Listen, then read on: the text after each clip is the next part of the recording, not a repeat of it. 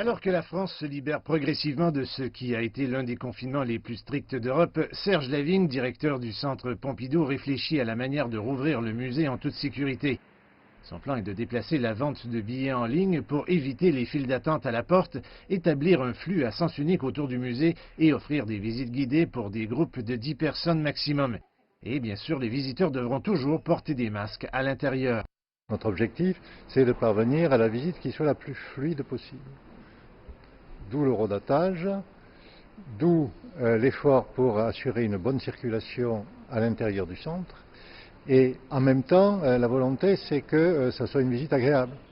Le musée doit rouvrir ses portes le 1er juillet. Le personnel nettoie les espaces publics et les escalators extérieurs emblématiques du musée ont recommencé à fonctionner.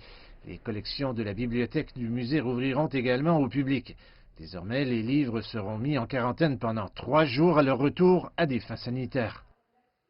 Alors, les chercheurs ne pourront venir en effet qu'en nombre plus restreint que les capacités d'accueil de cette salle.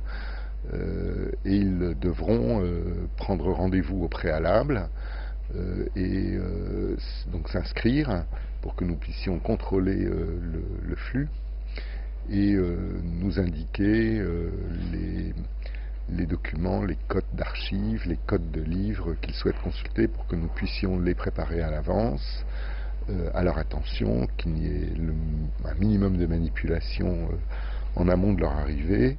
Le centre Pompidou est situé dans le centre de Paris. Il attire une proportion plus élevée de visiteurs locaux, ce qui peut l'aider à récupérer plus rapidement que des musées comme le Louvre, qui est fréquenté par plus d'étrangers.